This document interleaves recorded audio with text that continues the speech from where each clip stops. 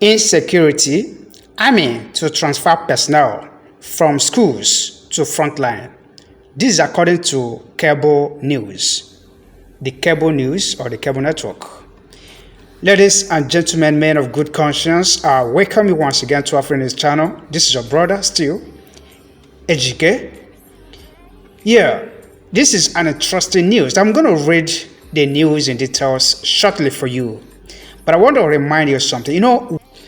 Initially, when Mazi Nnamdi Kanu, the leader of IPOB, started saying this, that there is a method to his madness, that he intends to draw Nigerian soldiers down to the east, and that the Eastern Security Network is going to deal with all of them and take care of all of them. And by the time they are done, if there is any of them, if there are some of them that are so lucky that God is on their side, that will survive it, then those ones will have no home to go to return, because by then the terrorists that they created themselves in the north would have overrun their home or their homes. And to tell you the truth, I used not to understand him. But as events started playing out, as these things started unrolling, it began to dawn on me.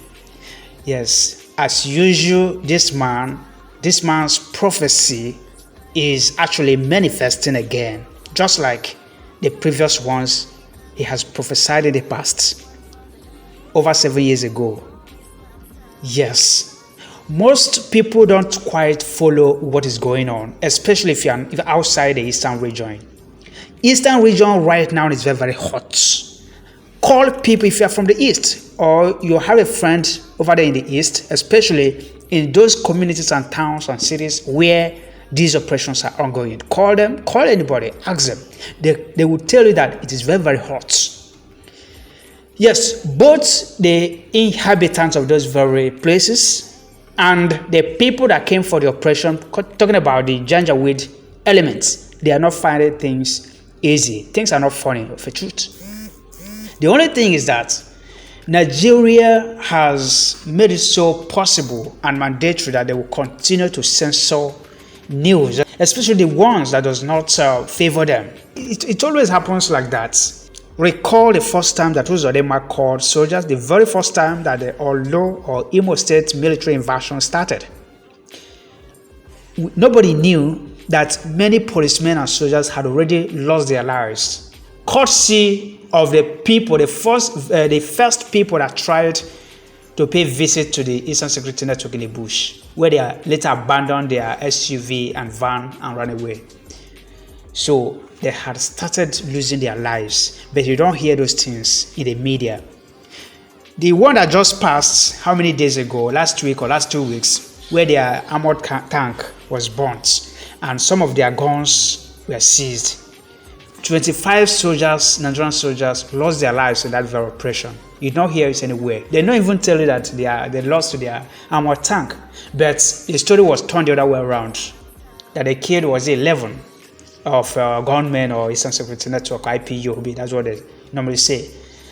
Yes, but IPOB, Family Writers Press International, authoritatively confirmed that over 25, or at least 25 Nigerian soldiers actually lost their lives in that very incident. Now, yesterday I posted a video, concerning the operation that they had 2-3 days ago at Obowo, Imo State, where they said they killed 2 gunmen and retrieved, some other weapon. The real thing that happened in that very operation was that a guy, which is still what is going on in part of Eleme and some other places, I don't know if they say it's a vigilante or what. Somebody pointed about 2 homes where they say it's the Eastern Security Network people that are living in those places, or there are some of them that are from those places. What the soldiers did was that they went into those homes and started ransacking, just like they're doing every other nooks and crannies of Imo State and other southeast parts. And the people they even laid their hands upon happen not to be members of Eastern Security Network. Those people say they are not, I doubt if they are IPOB at all, if they are IPOB members. Those are the 2 people that they told you they killed 2 unknown gunmen. That is what is happening.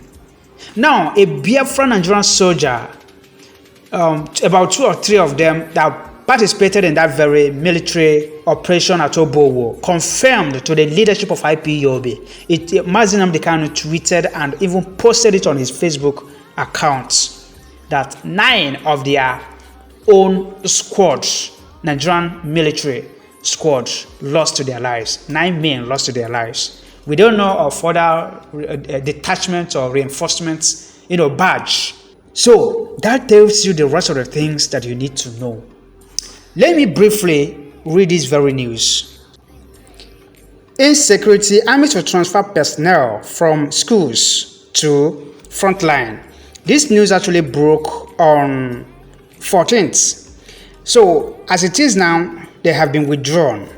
The news says the Nigerian Army has withdrawn its personnel studying in various non-military schools. The Cable can report. The development follows a new directive by Ibrahim Tahiru, the Chief of Army Staff. Soldiers and officers of the Nigerian Army who wish to further their study are usually allowed to do so. But a new directive comes as the military needs more personnel in tackling Nigeria's growing insecurity, particularly insurgency and banditry. Yes, but they would tell you insecurity and banditry, but they actually know who they are fighting. Because the ones that were fighting Boko Haram, they withdrew to East. Nobody again to fight Boko Haram. Even the ones that went to East have been reduced. A senior officer who informed the Cable of the development on Saturday said the army currently lacks adequate manpower, especially in the fight against Boko Haram. So the Chief of Staff directed that we bring all of the personnel back to their units first, and then they are subsequently deployed to the front line. Did you hear that? Mohammed Yarima, army spokesman, also confirmed the developments to the Cable, saying that the security agency can withdraw its personnel from school to any time, at any time, I beg your pardon, especially during a war. Do we have war now? Yes. But some people said we don't have. He, however, said the directive does not affect personnel who are already in their final year of study. Going to study is a privilege. When you come to the army, we take you to your point of qualification. To allow you to go to school is just to give you welfare to go and have additional knowledge, he said. When there is war, we will withdraw anybody from anywhere. But this time, the Chief of Army Staff was magnanimous enough to allow those in the final year to stay. When there is war, who is thinking of school? That is the position. For over a decade, the army has continued to fight Boko Haram insurgents in the northeast, while many soldiers are also involved in about 15 military operations across the country. It also ensures that soldiers and officers attend routine courses at the Armed Forces Command and Staff College in Kaduna. That is just the news. I leave you to be the judge. What does this whole thing tell you? It's just a good confirmation of the ways of Mazi Nnamdi Kanu. Yes, if by any reason, he once told us if by any reason we lose one person at the front line, they must lose up to 100 people. Thank you for watching and listening. Please do well to comment. Subscribe to our channel, please. Very, very important, as we bless and thank all our returning subscribers and pray for God's protection and blessing upon you in Jesus' name. Give us a like also. Thank you.